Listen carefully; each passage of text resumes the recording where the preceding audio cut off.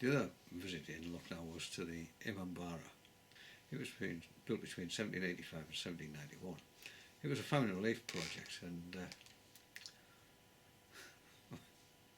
whatever was built during the day, they knocked half of it down at night. The next shift knocked half of it down in order to keep the project going, and it ran for years and years and years and years. It's a very interesting building. The most interesting part are the tunnels in the roof space. They're there essentially for as a sort of primitive form of air conditioning. They're very, very dark, and it doesn't pay to go in there on your own. I mean, some of them, the tunnels just come to an abrupt end with a great fall into a void. So you really need to go in there with a guide. But fascinating for all of that. It has a huge unsupported roof as well. An interesting place. When we travelled from one Imambara to the other, we had a Tonga ride, a bit like a horse and cart really, and on the way we passed through the Turkish gate, which you can just make out on the video. I think it's called the Rumi Darwaza. Anyway, you can see it there. We have come to the Imambara in Lucknow. This is the entrance gate. It's a Muslim mosque which was built by the Nawabs. The Nawabs were the sort of tax collectors for the Mughals.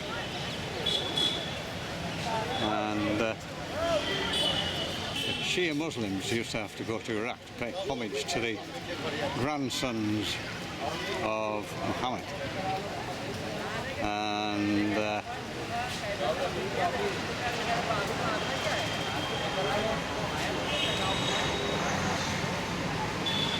they used to take months to get there and get back. So the Nawab built this so that they could pay homage here in their local city. And that's what this thing is about.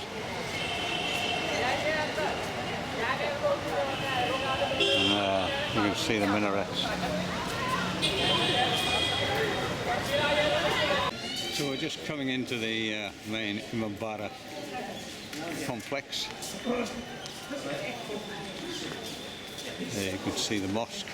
I don't think you can go in. I think it might be fenced off by the looks of that. I don't know. Difficult to say. It's really impressive.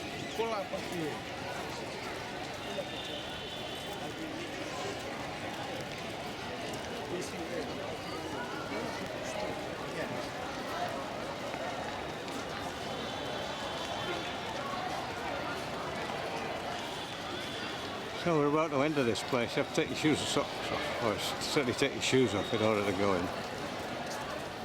So this is the first of the main halls with this big dome.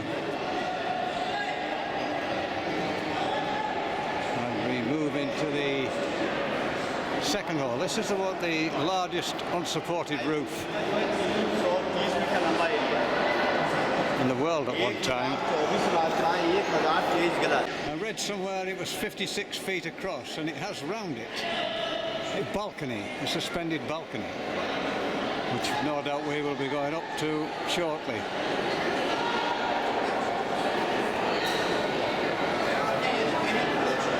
It's quite stunning in its own way.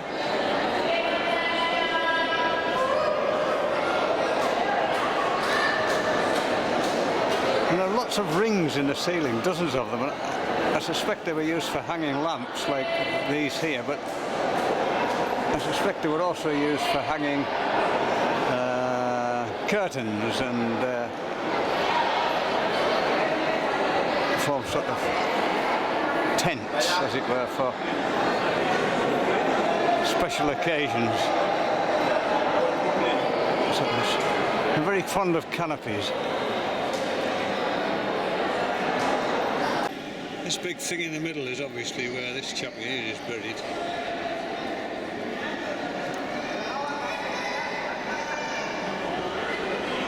I think he was the guy who had it built.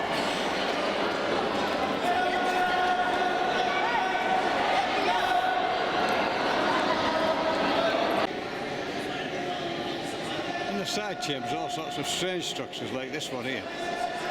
It looks like it's made of tin foil and Christmas decorations. Well, right, it looks like it. It is. It is made of tin foil and Christmas decorations. And it has these brass cut-out musical instruments.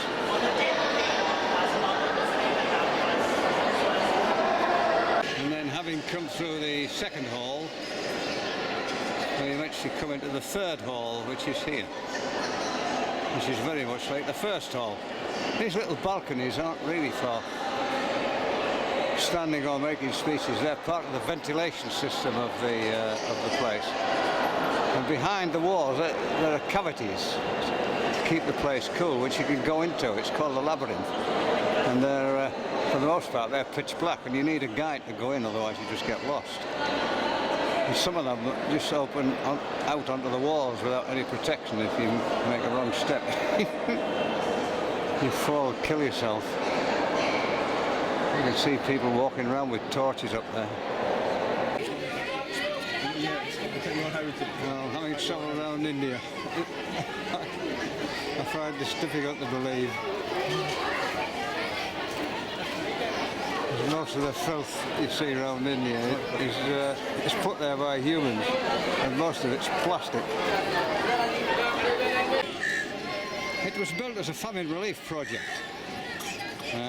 24 hours a day, in order to keep it going for as long as possible. What they built during the day, the night shift lot knocked half of it down, rebuilt it and a bit more, and then the day shift came in, they knocked half of that down, rebuilt it and added a little bit more, and it took 10 years to finish. This is where we're going. When you come in, the first thing you have to do is climb these steps. I think there are about 40 odd of them. They're quite steep, so you have to be quite fit. So we are descending into this little... Yes, I don't think it's too dark. This little narrow passage.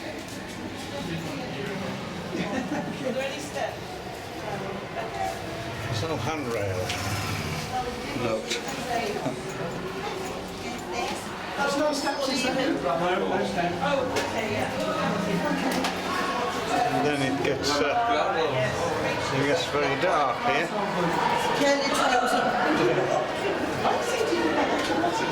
And it wouldn't pay to make a wrong turn, because it just goes down there, straight down in the fresh air.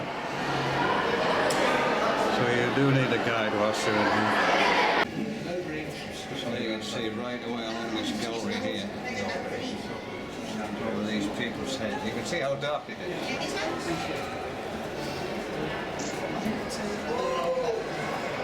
Mind your head, it's not. You can see the light shining in all the way along.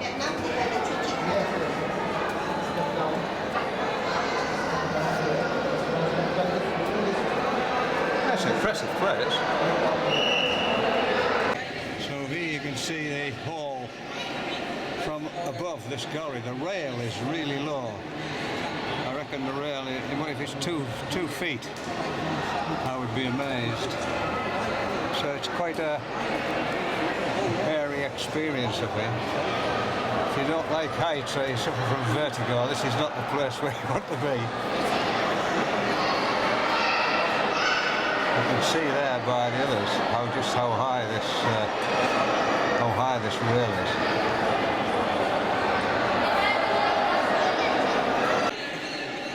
That is the view of the main hall from this little balcony all the way around.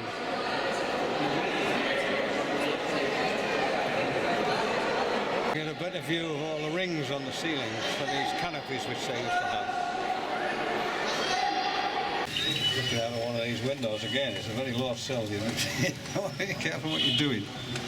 Now this is just wherever there's a wall, Indians seem to build lean-tos against it, cover them with tarpaulins. All the poor people live along here. There's a guy with a load of French marigolds for making necklaces with. He must use tens of thousands of them. So we are now up on the roof, not quite on the roof anyway, we're on a balcony all the way around the roof. The rain has stopped and it looks as if the sun might come out. This will be very nice. Might have to do it. Yeah. I hope there is a best one. Yeah. We come up to make sure. Wonderful light shade all the way along this corridor here. And people sneaking past. You tend to forget your main such a honeycomb. Yes. 7 calories of the same style. It's amazing. You tend to forget your main like keep on moving round and round. That is the whole concept. That is how it has given a shape of a ladder. All the seven. Here we are on the top, on the roof.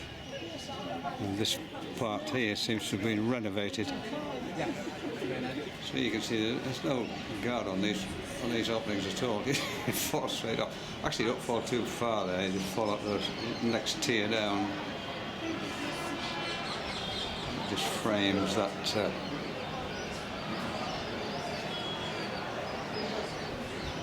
Those minarets. I've got a picture now.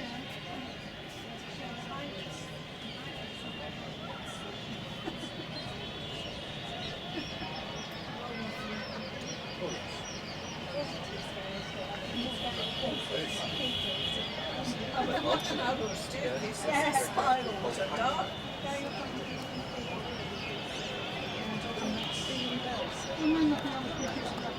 We're all going on a ride, a Tonga ride.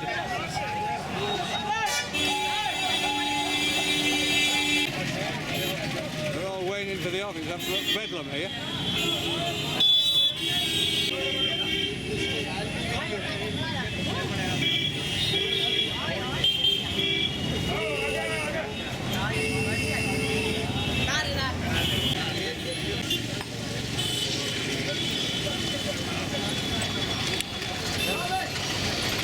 Well, we're off.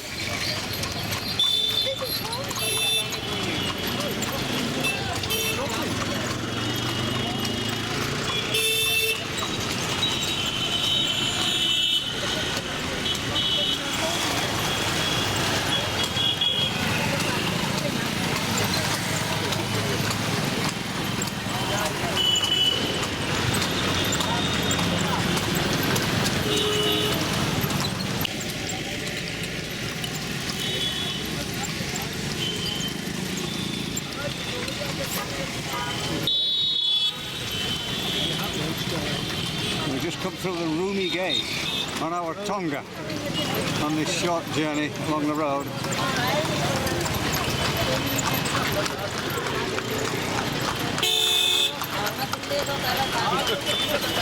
If we stop suddenly, this horse is going to be in here.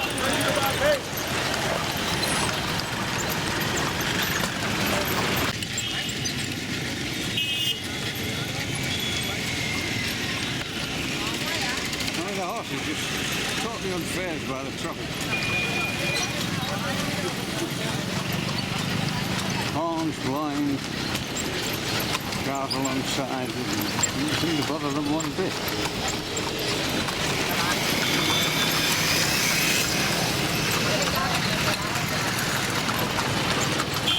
Having visited the Bara Imambaras with its tunnels in the roof, we then went to the Chota, Imambaras. A really weird place. Like the other Imambaras, it was built as a congregation hall for Shia Muslims, and the chap who built it is also buried there, so it's his mausoleum. But what's bizarre about it, it's full of chandeliers. A great selection of chandeliers. Seemingly they all came from Belgium.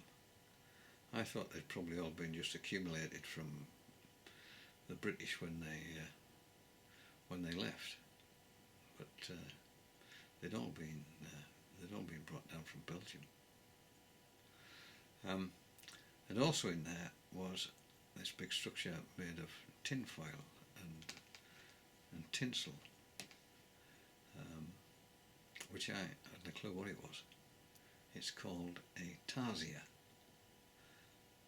and they are replicas of the tomb of Hussein, who was the martyred son of Muhammad, and they are used in processions.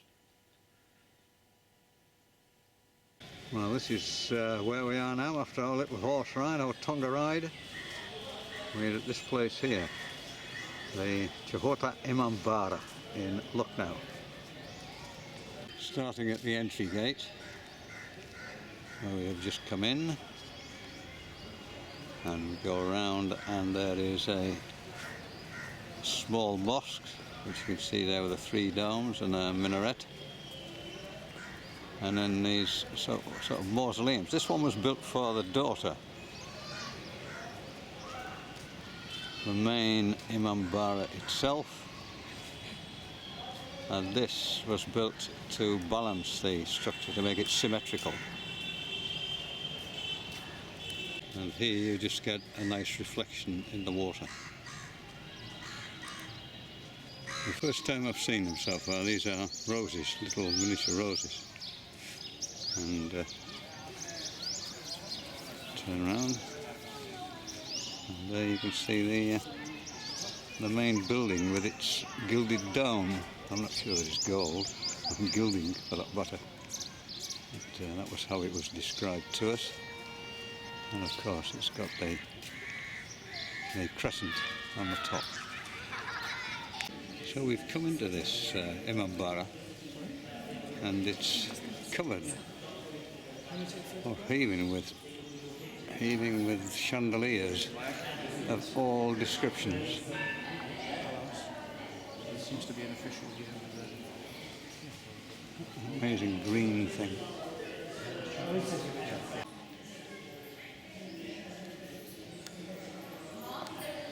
Where they've come from, I've no idea. I suspect when the British left in 1947, they did take their chandeliers with them. They probably left them all behind, and that's where they've all come from.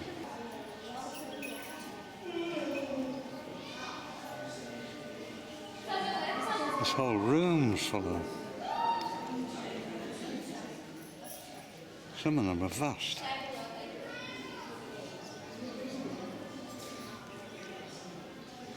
Look at the size of this thing in this box with its ruby.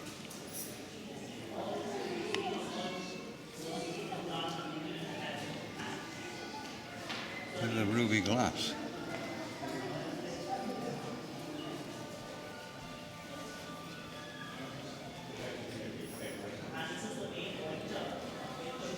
Goodness me, it's amazing. I mean, terrible taste. It looks absolutely awful, but it's quite stunning in its own way. And not only that, there's a matching pair here.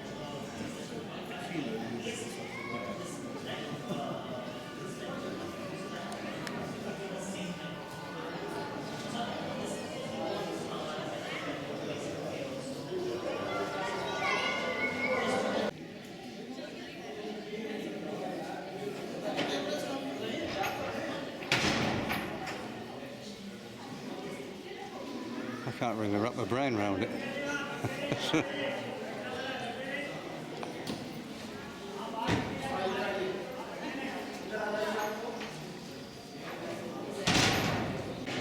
at the far end of this building we're in is this thing here, which seems to be made out of aluminium foil, like the one we saw in the other place. I remember Blue Peter having a competition, or having a collection of silver paper. I don't know what it was for, guide dogs for the blind.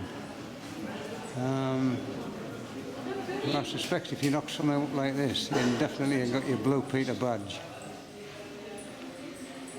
Because although it's only tinfoil and bits of wire, it is an impressive thing. They used to take them out into the street, but I think this one here is anchored permanently. I would think it would blow away in the wind. It's actually in bits. You can see there's a sort of big gap up the middle there. You see right through. So it's obviously made in pieces and then all assembled around this wire cage. You can see the wire cage there. Just inside there you can see it, which it's all fastened onto. I mean, we used to use this stuff for decorating our Christmas tree. Oh, kids.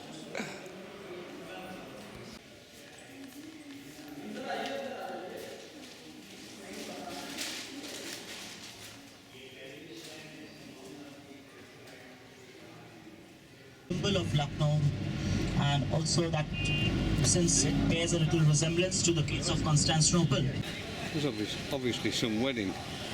This car's been decorated absolutely amazing.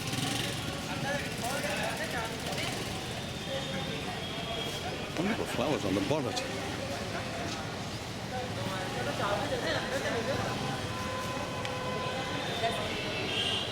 All down the sides. Well, the food has arrived in this restaurant in Lucknow for lunch, and its portions are absolutely enormous. You might be just photographing your... Yeah, have a look. Unbelievable. A lot of it's still going to be here after I lay it.